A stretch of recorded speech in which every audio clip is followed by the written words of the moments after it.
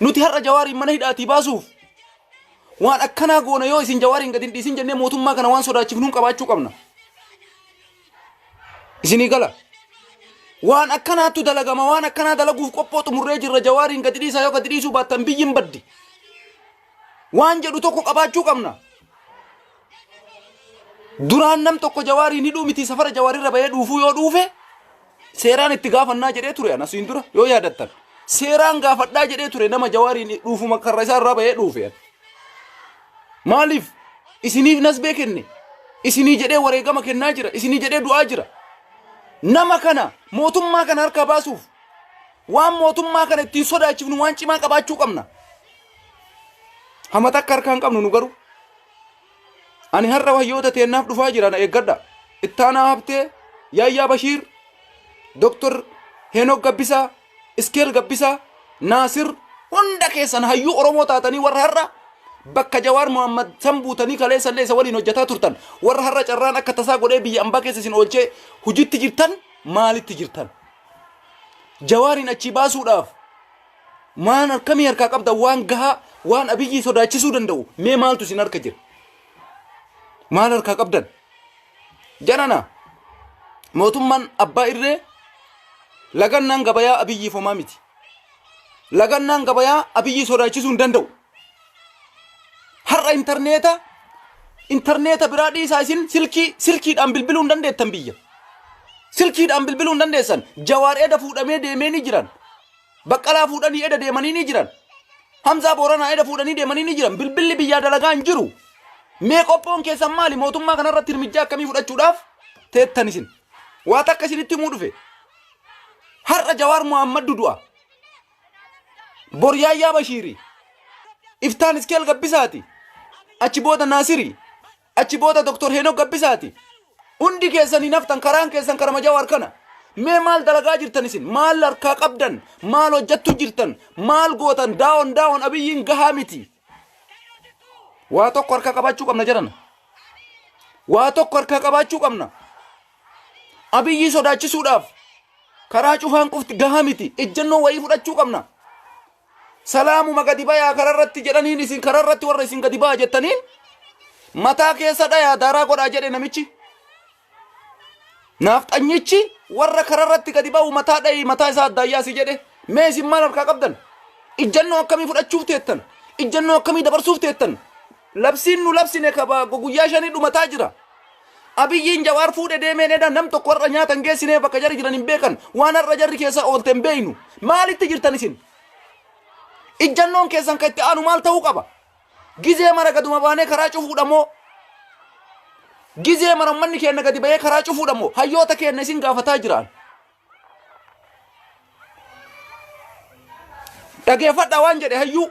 Jaarraa abbaa gadaa waan inni jedhe dhageeffattanii jaarraa abbaa gadaa leenca Oromoo Harargee keessatti dhalate waan inni jedhe dhageettanii ummanni kun ummata dimokiraasiitti amanuu miti jedhe. Ummanni kun ummata dimokiraasii beekuu miti jedhe. Ummanni kuni ummata qawwee qofatti amanuu jedhe. Wallaahi billaahi dhugaasitti Yaayyaa Bashiir Ittaanaa Habtee Iskeel Gabbisaa Dr. Heenok Gabbisaa yoo isin karaa qawweetiin hin deemin isin jalan deemnu amma booda qeerroon har'arraa kaasee ejjennoo kiyya kuni yoo isin karaa qawweetiin hin deemin isin jalan baanu kaa. Maali carraan keessan borgaltee duudhaatillee akka carraa taatee har'a yoo Abiyyiin sin ajjeesin borka Abiyyi ittaanee dhufus ajjeesa. Mumkin guyyaa san biyya jiraachuu dandeessan beekamu. Biyya dimokiraasiidha mootummaa nagaattu dhufa jettee biyya galuu dandeessa. Gaafa sanoo akka Jawaar har'a carraan Jawaar mudate kun si mudata. Kanaafi siistamii qayyaruu qabdan. Hayyoonni keenya warri har'a jirtan siistamii qayyaruu qabdan. Yaayyaa Bashiir, Iskeel, Dr. Heenok Gabbisaa, Naasir hayyoota biraallee walitti dabala jarana. Namni akka Jawaar Muhammad dimokiraasii faaje jira? No. Namni akka Jawaar karaa nagaatiin deemna jedhe jira? No. Abaa'oon hiikkadhu jedhee ni bar Jawaar. Sa'aatii ammaa kanatti mana hidhaa keessa taa'ee karaa nagaatiin deemna jedhe. Dogoggorri Jawaar Muhammad qabu tokkoffaan tana. Naa qabadha. Dogoggorri Jawaar Muhammad addunyaa kanarra dalage keessaa tokkoffaan karaa nagayaatiin deemna yakka tokko malee karaa dimokiraasiitiin biyya san bulchina jechuun dogoggora Jawaar Muhammad dalage keessaa tokko kana. Har'a gumaasan dogoggorri inni dalage nasbee isa gaafate. Facaasi hayyoota teena biraan nagayi. Warra har'a nu sochoosaa jirtan Iskeel Gabbisaa, Heenok Gabbisaa, Ittaanaa Habtee, Naasir wayyoota akka Dr. hundi keessan na dhageeffadha. Wallaahi wa billaahi yoo isin karaa dimokiraasiitiin akka Jawaar yaana jettan isin jala yaanu qeerroon amma booda. Nagaatti. dhageeffadha. An haga keessanillee hin beeku. Namni haga Jawaar Mohammad biyya san nagayaan keessatti filannoo nagayaa filannoo dimokiraasii goone jedhan jiru. Har'a du'a Hacaaluu Hundeessaa Jawaartu ajjeesa jedhaa jira mootummaan kuni. Aboo sammuu banadhaa isin. Sammuu keessan banaa. Hacaaluutu Jawaariin ajjeesa jedhee Jawaar fannisuu deemaa jira Abiyyiin. Isinii galaa Oromoo wanni kun. Isinii galaa hayyoota ta'e wanni kun nu gayaa. Har'a meelaala Geetaachoo Raddaa guyyaa har'aa kana dhufee Abiyyiin anatu akkana sabisi dha'e jedheeni. Maa waan goone. Itoophiyaa jira bar Geetaachoo Raddaa Ameerikaan jiru bar. Dhageeffattan yaa Oromoo. Wallaahi wabillaahi isin jala yaanu amma booda qeerroo garagali jala. Yoo jarri kun karaa meeshaatiin hin deemne. Yoo jarri kun meeshaa isin hin achiifne abadan gadi baatanii du'ina. Bilisummaa yoo ka barbaadan taate tana qofa. Hayyoota teennaaf dhaamaa jiraan har'arraa kaaftanii wal mari'attanii Iskeel Gabbisaa Heenok Gabbisaa ittaana haftee Naasir hundi keessan karaan tokkochi isin baasu karaa qawweeti akkuma jaarraan abbaa gadaa jedhe san yoo barbaadde haasaa jaarraa abbaa gadaa dhageeffadhu. Ummanni kun ummata dimokiraasiitti amanuu miti jedhe. Ummanni kun qawwee qabattee loluun haqa jedhe jaarraan abbaa gadaa waggaa meeqa dura. Dhageeffadha. Isin har'a Jawaarii waa godhuu hin dandeenye. Maaliif harka qullaa jirtan? Lagannaa gabayaa geggeessaa jettan geggeessan. Karaa cufaa jettan karaa cufne. Hiriira ba'aa jettan hiriira baane. Maal finne fooyyee kan finne Jawaarii maal goone Jawaarii ni dhaabaafne hin baafne. Namni hagana nu likke hin jiru. Namnummaan haganatti nu likke hin jiru. Faallaa shira nuti xaxuudhaaf akka isin argitan san foddaa TV tokkochaatti deeffatanii televiziyoona tokkocha deebisanii Oromoon taragaaggaatee jirti. Oromoon dubbataa hin jirtu. Jawaarii illee ajjeesuu amma rakkoon takkan dhufu akkuma Hacaaluu kana torbee takka qofa waccee callifti dhumate. Nu salphisina. Iskeel Gabbisaa Jawaar nama akkasii jaalatu hin qabu. Yaayyaa Bashiir Jawaar nama akkasii jaalatu hin qabu. Itti aanaaftee Jawaar nama akkasii jaalatu hin qabu. Doktor Heenok Gabbisaa Jawaar nama akkasii jaalatu hin qabu. Carraan isin qabdan takkattiin karaa meeshaatiin ala ummata Oromoo duran dhaabatina. Faashina keessan qayyaraa daawwanii Abiyyi daawwan godhaan jirtu. Dhugaa isinitti maan. Hidhannoo jechuun qeerroon dhagaa qullaan biyya san akkanatti bilisoomsu. Massaaraa bittanii fi diyaaspooraan biyya alaa jiru. Qeerroon kenna jaarsi dullachi dubartiin akka Tigreen hidhatte kanatti yoo hin hidhanne isin jalan baanu nuti. Isin jalan deemnu. Dhugaa isinitti maan dhageeffadhaani. Gubataa oole guyyaa guutuu booyaa oole anas ciise. Har'a Jawaariin dhabaa jirraa bar jedhan. Jawaariin dhabnee bar. Baqqalaa dhabnee bar. Hamzaa Booranaa dhabnee bar. Namni hidhaanuu baasaa jiru hin jiru. Namni saree duutetti sillikkaa jiru hin jiru. Saree duutetti. Wallaahi wabillaahi waan Jawaar irratti dalagamaa jiru osoo agartanii. Shira Abiyyiin Jawaar irratti xaxaa jiru osoo agartanii. Jaran Itoophiyaan maafiyaa ta'uun dagattanii. Dalagaa maafiyaan beeytanii. Maafiyaa jechuun mallaqaan abbaa beete bitti. Mallaqaan sifannisti.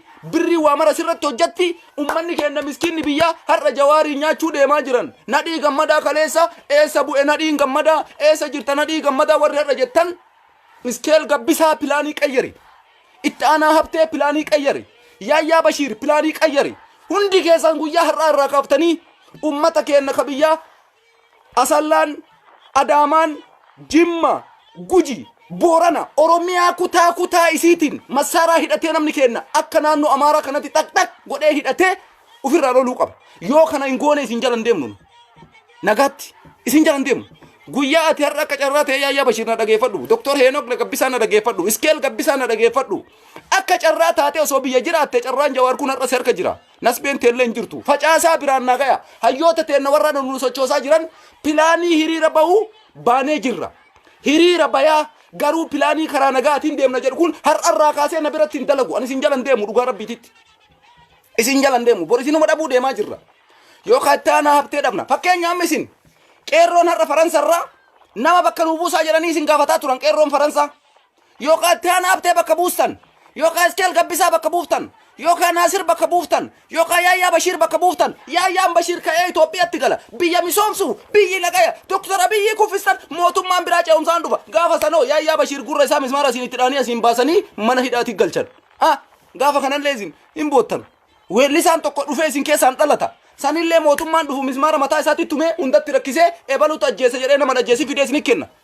Akkatti isin kolfite argitanii Adaanech Abeebee akkatti isinitti kolfite argitanii akkatti isin tuffatte argitanii akkatti isin namaa gatitti isin laalte argitanii Oromoo waa keessa hin jirtan isin hin jette bar wanna takka keessa hin jirtan jette bar achi dhaabatanii afaan oromootiin dubbadhu jedhanii ni bar yaa awla wala quwwata illa billah afaan oromootiin dubbadhu bira dhaabatanii bar yaa oromooti yaa kana tuffatam wallahi wa billahi na dhageeffadha ilmaan oromoo iskeel gabbisa yaa bashir itti ana habte doktor heenu gabbisa namni akka keessan jawaar jaalatu jiru bilisummaa oromoo yoo ka hawwitan taate waggaa kuma tokko nu haa gaafatu meeshaa binnee ummata keenna kutaa irratti oromiyaan kutaa kudha tokkoomi kutaa kudha tokko kana keessatti aanaa qabdiini aanaa gaafra aanaa gobba aanaa baale aanaa marre akkanatti hidhachiifnu malee naman taanu aanaa irratti hidhachiisuu qabna yoo diqqaate nama 30 hidhachiisuu qabna nama 30 yoo isin jawaariin gad hin dhiisin bakka kanaatiin rakkoon ka'a bakka kanaatiin rakkoon ka'a hatattamaan jawaariin gad dhiisa guyyaa akkanaa irraa jannoo fudhanna waan jedhu wayii yoo isin harkaan qabaanne maal goonaaf mee jawaari makana maal godhu eddan isin pilaaniin jijjiiramuu qaba hiriira bahuu qofti nun ga'u hiriira dheengadda Berliin irratti roobni akkasitti nutti gadi roobee hudduu keenna keessa bishaan nu yaasee karaa irratti gangalannee akka isin argitan sanitti magaalaa guddittii biyya Jarman Berliin irratti jechuudha maal arganne mee maal arganne jawaariin mana hidhaati baasne jawaariin baasnee mana hidhaati tahaftee fuudhanii bakka jarri geessan hin beeynor Ameerikaa keessatti magaalaa diqqitti Oromiyaa fakkeessitan Minisoota maal fiddan jawaariin hidhaa baasanii hin baasne yoo diqqaatee jedhe dippiloomaati abiyyi qofa harka dadhabsiiftan garuu nasbee jawaariif gahaa miti nasbee jawaar baasuuf gahaa miti kana caala dalagamuu qaba hiriira biyya qambaa qofa baanuun jechuun qabdan pilaaniin jijjiiramuu qaba karaa nagaatiin deemnaan har'arraa kaasee dhaabbachuu qaba ummanni keenya qeerroon biyyaa harka qullaa of wareegaa jira wallaahi wabillahi dhageeffadhaa hayyoonni kenna pilaaniin qayyaramuu qaba namni amma oromiyaa sochoosonii deemuu qabu iskeel gabbisaa yaayyaa bashiir itti aanaa habtee naasir doktor heenoo gabbisaa hundi keessa na dhageeffadhaa hayyoonni biraallee kan maqaan dhayin as keessa jirtan pilaanii kana qayyaraa isin jala yaanu yookaan qeerroon har'arraa kaasnee isin jala yaanu dhugaa isinitti maan isin jalan deemnu bakka karaa kanatti umatakka guruu ga'uunennu milkaa'uunennu boraarra jawaariin dhabaa jirra iftaan yaayyaa bashiir dhabna achi booda itti aanaa haftee dhabna achi booda doktor heenoo gabbisaa dhabna achi booda iskeel gabbisaa dhabna isin oromoo qabsaa jetta qabsoon oromoo itti fufa qabsoon oromoo akkamitti itti fufa akkanatti maali isin yaaki abaa'oon adda ofii homaa godhaan jiru jaalmarroon maal godha adda ofii jaalmarroon adda ofii abiyyi jiisuu hin danda'u jaalmarroon adda ofii waraana Itoophiyaa jiisuu hin danda'u rabbii jedhaan maraachinaa isin qabsoon itti fufa qabsaa yaaniin kufa eeshi'aan kufe akkamitti itti fufa qabsoon harka qullaa akkamitti itti fufa jarana mee natti himaa isin nam tokko gumaa isaa gumaa leenca isaa gumaa goota isaa kan ittiin baasu meeshaa qofaani qabsoon itti kufa qabsaa yaaniin kufa eessa kufe mee hacaaluun kufe maal gootan isin nama hacaaluu bajjeese gumaa isaa gaafataan jirtan nama hacaaluu ajjeese gumaa isaa baasaan jirtan deebisanii gumaa hacaaluu jawaariin baasuu deemaa jiran akka waan jawaar hacaaluu ajjeese maatii hacaaluu amansiisutti jiran eeshii akkan godhu eddan isin gumaa baasna qabsaa yaaniin kufa kufee jira eebbisaan addunyaa hin kufe homa takkan goone jaarraan abbaa hin kufe jaarraan abbaa gadaa hin du'e homa takkan goone usmaayyoon muusaa hin du'e homa takkan goone qabsaa yaaniin kufa qabsoon itti fufa eessaan geettan qabsoo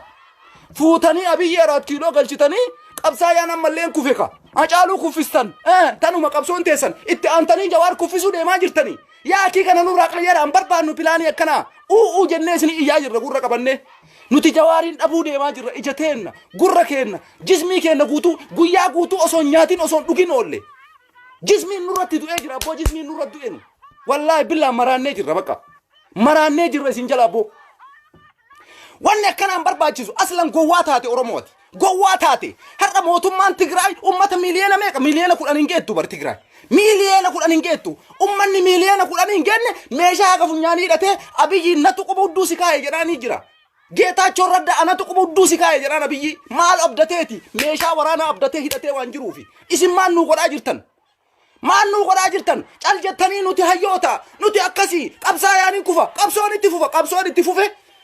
itti fufe eessa itti fufe qabsoon nama jaalanu dhabnee gizee mara boonnaanu jedhan qabsoon wayituu ittiin fufu akkanatti nama isin jaalattan qofa dhabdan wallaahi wabillaahi dhageeffadha aniin kun akka keessan beekumsa qabuumi wallaahi wabillaahi haga jirtan harka qullaa iman bilisoomne oromoo harka qullaa abadan jawaarii waan inni jedhe yaadattani jedhana gaafa abiyyiin kun dhufu maal jedhe mootummaan Itoophiyaa jedhe yeroo jalqabaa dhufu muluun isaa dimokiraasii faarsa jedhe muluun isaa biyyi dimokiraasii jedhe mallas akkas jedhe mangistuun akkas jedhe maal jedhe biyyi nagaa nama ajjeesuun mooyamuudha nama hidhuun mooyamuudha dargii waan wanni inni kufeef waan nama hidheef jedhaa ture maal godhaa jira har'a Hacaaluu ajjeese ija isin jaamse Jawaariin hidhe Baqqalaa Garbaa hidhe Hamzaa Booranaa hidhe aktiivistoota Oromoo hidhe ijoollee gaazexanyoota OMN kumaatamaan ol guure ijoollee ABO takkattiin hambifne mucayyoo daa'ima Senet Geetaachoo sabiyyii rabbii aartii Oromoo ija jaamsuu jecha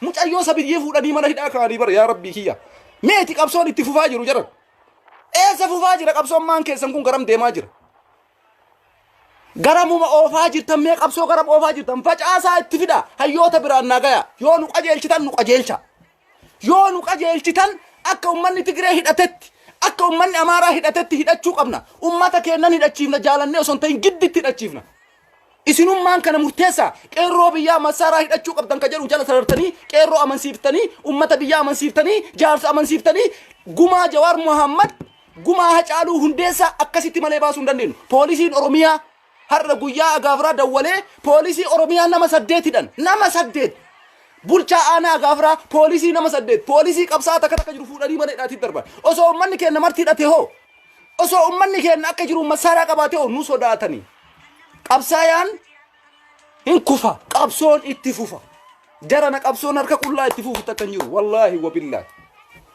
an dhugaa isinitti himaa dhugaa isinitti himaa namni akka Jawaar dimokiraasiitti amanu hin jiru namni akka Jawaar saba kamuu kabaju hin jiru Amaara Naafxanyaa Kusummu Tigree hunda isaa warra kaleessa cafaa cafe akka nama tokkootitti akka hayyuu tokkootitti ufitti gadi fudhatee namni nu miidhe jara kanaa miti warroota abbaa irreeti jedhee karaa nagaatiin deemna saba kamiifuu sablammii kabuufu namni akka Jawaar eessa jira wallaahi isin jalan deemu an isin jalan deemu bakka gubadhee jiraan na gubtanii jirtan wallaahi billaa gubadheen rabbii kiyya kakadhe biddina qabateen gumaa Jawaar baasuu hin dandeenyu nu isin gumaa Hacaaluu baasuu dhiisi Hacaaluu mee jarana rabbii jedhaa isin ummata Amaaraa warra soddaa isaa waliin fotoo ka'eetiniin mee gurbammaan amma jarree Hacaaluu ajjeese jedhanii fidan suni eessaan shanee walitti hidhata qaba eessaan ummata ABO'tiin walitti dhufiinsa qaba hin jiru mootummaa akkana nurra qallataa jiru kana isin caljettanii teettanii qabsaayaan hin kufa qabsoon itti fufa bar carraan har'a Jawaariin mudate kun bursi mudata iskeel gabbisa carraan har'a Jawaariin mudate kun bursi mudata bar Yaayyaa Bashiir guyyaa tokko tasa dogoggortee atis biyya galtee mootummaa nagayaati dargomee biyya bulcha jettee carraan akkanaa si gaya gaafa san wallaahi akka bilaashaa akka Jawaar kanatti saree gattaatee nama gattaatee mana hidhaa keessa ciifta carraan keessan hundi kanuma yaa rabbii jedha rabbii keessanii jedha hayyoonni teenna warri nuti hayyoota Oromootiin ufiin jettan warri an Oromoof qabsaa ufiin jettu warri an sabboonaa Oromooti ufiin jettu warri dhugaagaa Oromoo gabrummaa jalaa baasuu barbaaddu karaa qawweetiin ala ummatan gurmeessin karaa qawweetiin ala qeerroon jedhin karaa qawweetiin ala qeerroon jedhin tokkoffaa qeerroon biyya keessa jiru masaaraa hidhatee guyyaa edanaa kana buluu qaba masaaraa hidhatee guyyaa edanaa buluu qaba Harargee keessatti Ciroo keessatti Awwadaay keessatti Dirree Dawaa keessatti Baale keessatti eddoo Oromoo kutaa 11 irratti qeerroon hidhachuu qaba osoo qeerroon har'a hidhate gaafa Abiyyiin Ahmad Jawaar Muhammad fannise ijjannoo of duuba deebiin qabne fudhanna sila ijjannoo of duuba deebiin qabne masaaraadhaan dhukaastee dhukaasa bantee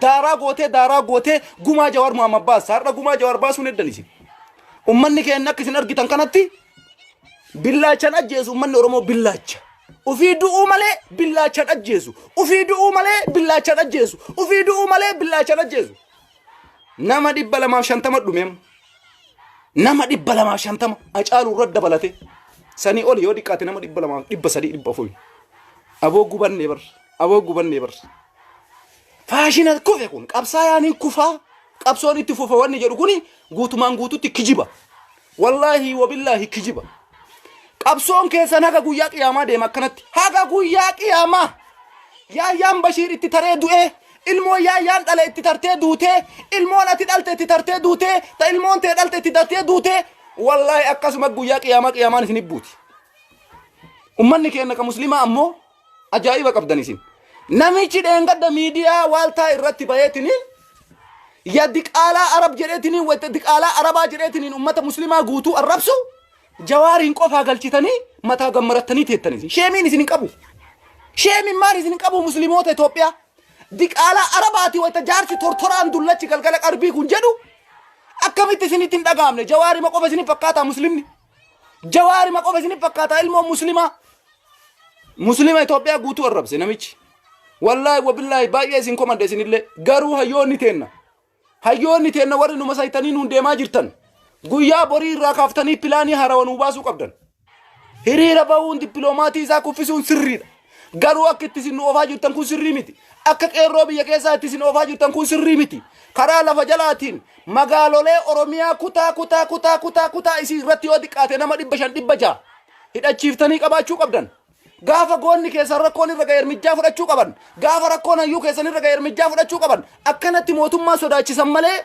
calima jettanii isin kayidhaa jiru hiriiruma baanee karaa cufnee suuqii gabayaa dhoorginee beela ummatatti buusuudha kun ummanni keenya gara marattuu rakkataadhaan beeytan kanallee lagannaan gabayaa sirrima garuu ummanni keenya ofuma isaatii deebi'ee beela'uuf deemaa jira